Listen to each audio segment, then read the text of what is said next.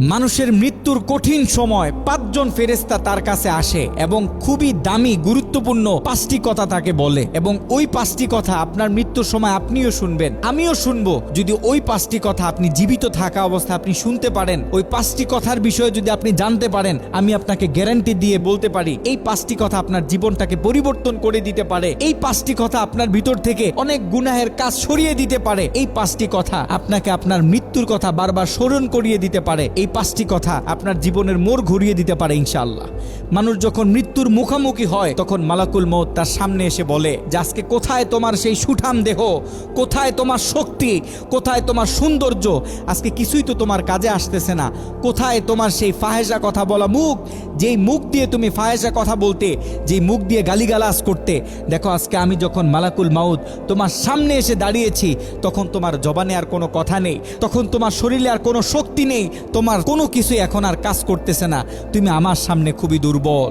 আপনার আত্মাটা যদি পবিত্র আত্মা হয়, আপনার আত্মাটা যদি রবের গোলামি করা আত্মা হয়, তখন মালাকুল মউত আপনার সামনে এসে আপনার আত্মাকে ডাক দিবে, ইয়া আইয়াতুহান নাফসুল মুতমাইন্নাহ, হে প্রশান্ত আত্মা তুমি বেরিয়ে আসো, তুমি তোমার রবের দিকে চলে আসো, তোমার জন্য জান্নাতে অপেক্ষা করতেছে। সুবহানাল্লাহ।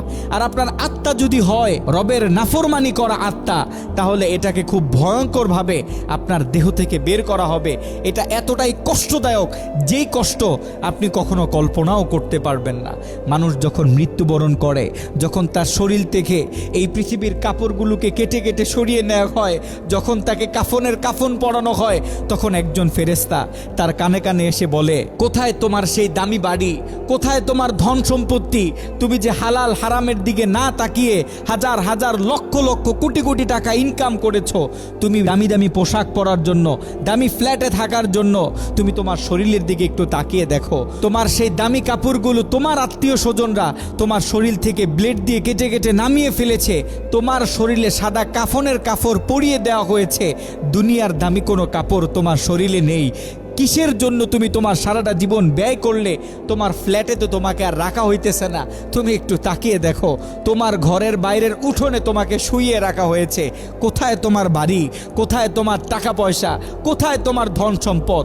তোমার মৃত্যুর পর আজকে তো কিছুই কাজে আসতেছে না। ওই মৃত মানুষটাকে যখন জানাজার জন্য দাঁড় করানো হয়, যখন সবাই জানাজা নামাজ পড়ে, জানাজার নামাজ শেষ করার সাথে সাথে একজন ফেরেশতা তার কানে কানে এসে বলতে থাকে, আজকে তুমি এমন এক সফরের উদ্দেশ্যে রওনা হইতেছো, আজকে তুমি এমন এক সফরের উদ্দেশ্যে রওনা হইতেছো যেই সফরের শুরু আছে কিন্তু কোনো শেষ নেই।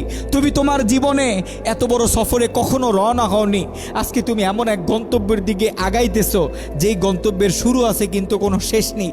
আজকে তুমি এমন এক ভয়ঙ্কর জায়গার দিকে আগাইতেছো যেই জায়গাটা এতটা অন্ধকার যেটা তুমি কখনো কল্পনাও করনি।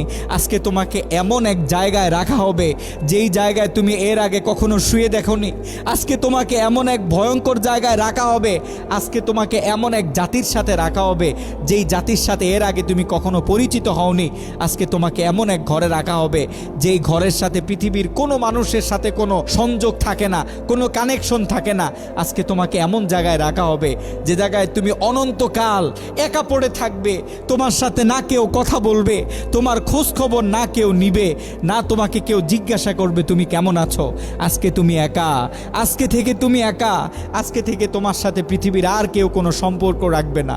ওই মৃত মানুষটাকে যখন কবরে রাখা হয় তখন একজন ফেরেশতা তার কানে কানে বলে, তাকিয়ে দেখো তোমার চারপাশে মাটি, এই মাটির উপরে গতকালকেও তুমি কত দম্ভিকতার সাথে হেঁটেছো, গতকালকেও তুমি কত অহংকার নিয়ে হেঁটেছো, এই মাটির উপরে তুমি কত গুনাহ করেছো, এই মাটির উপরে তুমি নামাজ না পড়ে থেকেছো, এই মাটির উপরে তুমি জেনা করেছো, এই মাটির উপরে তুমি বেবিচার করেছো, এই মাটির উপরে তুমি তোমার রবের হুকুমের বিরুদ্ধে গিয়ে কাজ করেছো।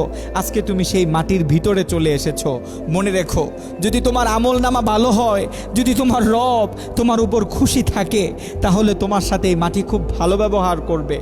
আর যদি তোমার আমল নামা খারাপ হয়, যদি তোমার ভিতরে গুনাহ থাকে, তাহলে এই মাটি তোমার সাথে এমন ব্যবহার করবে, এই মাটি তোমাকে এমনভাবে চাপ দিবে যেটা তুমি কল্পনাও করতে পারবে না।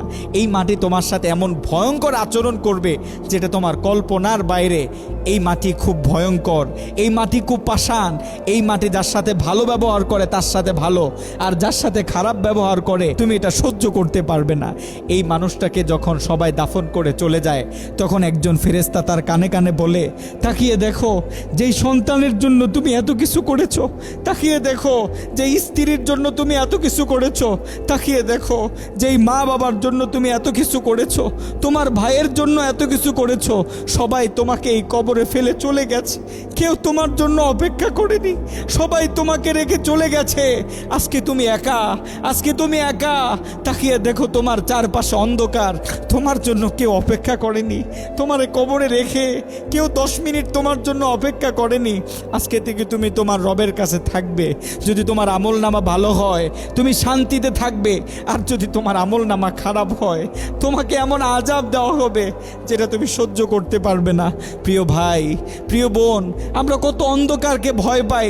রাতে ঘুমানোর সময় রুমে ছোট্ট একটা ডিমবাতি জ্বালায় রাখি। যদি জিজ্ঞাসা করা হয় এই ডিমবাতিটা কেন জ্বালানো হয়েছে, তখন আমরা বলি যে আমি অন্ধকার ভয় পাই।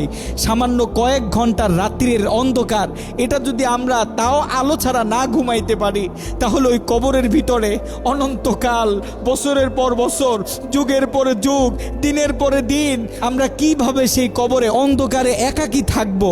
একটু চিন্তা করে দেখেন, আমরা কি সকলে মরবো না? আমরা এই পৃথিবীতে এমনভাবে থাকতেছি মনে হয় যেন এই পৃথিবীতে আমরা চিরস্থায়ী একটা বাসিন্দা। অথচ আপনার আমার রব তো বলে দিয়েছে, কুল্লু নাফসিন যায়কাতুল মাউত, প্রত্যেকটা মানুষকে মৃত্যুর স্বাদ গ্রহণ করতে হবে। আপনি আর আমি এই পৃথিবী থেকে চলে যাব, কেউ এই পৃথিবীতে থাকবে না। আমাদের উচিত আমাদের রবের দিকে ফিরে আসা, আমাদের উচিত আমাদের মৃত্যুটাকে ভয় পাওয়া, আমাদের উচিত আমাদের মৃত্যুকে দৈনিক স্মরণ করা।